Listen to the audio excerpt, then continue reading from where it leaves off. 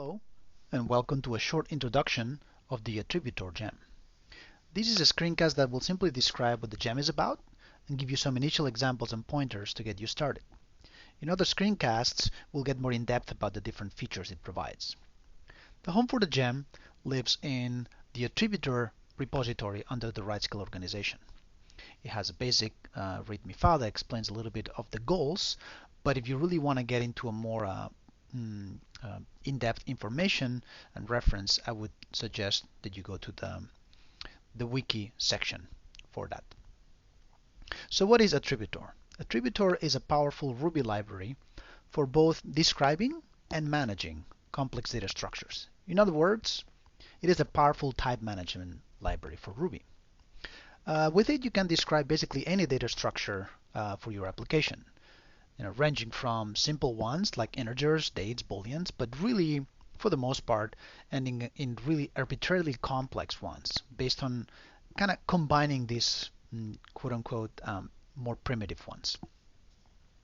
In the wiki, you can find an example of a hypothetical block definition, a schema, which is defined as a structure, and you can see that it's made of different types of attributes, each of them really ranging from some IDs that are integers or simple names that are strings to other things that's slightly more complex, like embedded substructures. For example, the timestamps attribute is a substructure that has two dates in it, to collections of other types, in this case simple strings, or collections like the recent posts would be a collection of posts, which is another type defined within your application. If you scroll down the wiki page, you can see the list of already the types that already exist that come in with the Attributor, which range from primitive types that you will expect, more composable types like hashes and structs and collections, and other utility types that usually are based off of the composing from the primitive ones. We expect these types to grow pretty significantly as people more and more people use it. So what does this library do for me? What can I use it for? And the answer to that is pretty much open. Basically, you can use it pretty much anywhere where you need a well-defined data structure or interface. Obvious examples for that would be defining your application configuration, expressing what you expect from your parameter structure, so you can load it, coerce types, validate what's coming in, report the errors, and things like that. Same thing for any other data interface that your application or library, because you may be building a library, wants to provide. Basically, what Attributor does is, in either case, will help you not only define and publicize the schema of what you expect, but would also load those data structures into Ruby objects, coerce the values when it needs to coerce them, validate that they match the schema, and report errors very consistently when there are any. So all of these will basically remove a lot of boilerplate code, since your application doesn't really need to concern itself with any of these coercion, checking structures, generating validation errors, and things like that. The application will basically know that if there aren't any errors in your data when it's loaded, all the types are perfectly coerced to the one you specified. If there were any errors, it'll just simply needs to get the consistently formatted errors from the gem and send them back to your client, whatever that may be. How does this all work? Well, fairly easily from a Ruby perspective. You define your data structure with a simple DSL, like this that we saw, and once that's done, you actually have a class defined, and you can use this class to load the data, validate, describe your schema, etc., etc. So perhaps let's take a very simple example to end this introductory screencast to see how that to show this in action. So let's just say that we want to create a type that represents a person. To do that, we'll create a person class, and let's assume that we want to treat this person, the instances of this person, as if they were structs. Therefore, we're going to derive from the attributor struct subtype, and the only thing we need to do is start defining the attributes that this person needs to have. For example, we may want an ID, which is an integer. For a person, we probably want a name, which is most likely a string.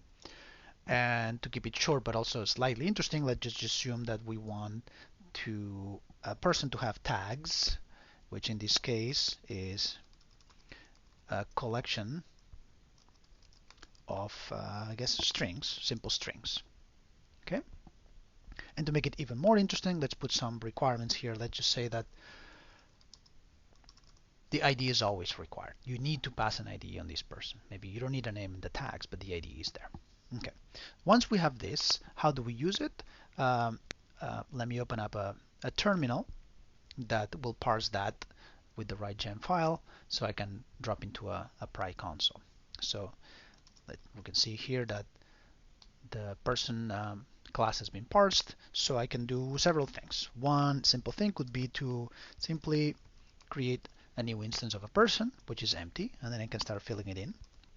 ID is 123, p name equals Joe, and maybe even if I want the tags, I can also have them happy, say what, camper, an array of 2 tags.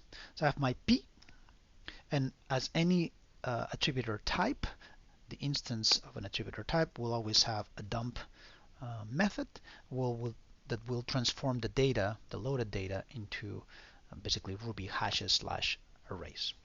Okay, the Ruby primitive types. So that's what I have. I've loaded this one by one into an empty class. I could have done it in one shot, because every single type has a load method. So another way would have been to do this: person load, and then I'm passing the value to load. In this case, I'm loading what? I'm loading a struct type. Therefore, it accepts a hash. So in this case, I can do ID. Let's change it. Let ID 1 and name Sally. And I don't need to pass the tags necessarily because I haven't expressed it so. So p.dump. Now we'll see that I've loaded in one shot this data.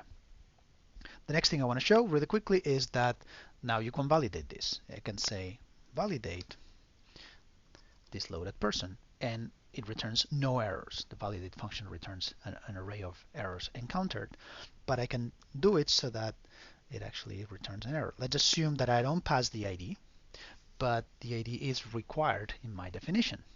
So I have an instance of this. This instance is not valid. So if I do p.validate, I'll get an array with one attribute that basically says the attribute ID, the dollar dot is the dollar. You can consider it as the root of what you're parsing. The root basically slash ID attribute is required, and you haven't passed it in. Okay, so really quickly then, the last thing I want to show is, well, I guess I can show really quickly that that this can easily coerce anything that you want. If I can pass in an ID that is a string, but I really have to define it as an integer, what the system will do is appropriately convert it into an integer. Okay. And now, yes, one last thing that I want to show is that every single type that you define in Attributor will have a way to generate examples for it in a very simple way. So in this case, I can ask my type to give me an example. Okay, and give me an example.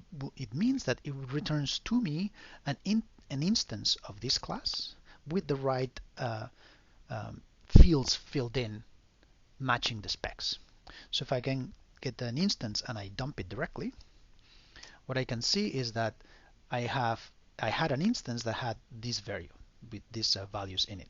If I create I can ask for all kinds of examples, and the system knows how to create new random examples from it, but all matching to spec. If I ever wanted to not be random, but always create the same example, I can pass a seed, which is a string. Doesn't matter what the string is. But for the same seed, it's going to create an example. If I ask for another example with the same seed, I'm always going to get the same one. This is actually quite important for consistent example generation in your application, because you may want to give a lot of examples and documentation and things like that. And I think that's a good point to stop this introductory screencast. Thanks for listening.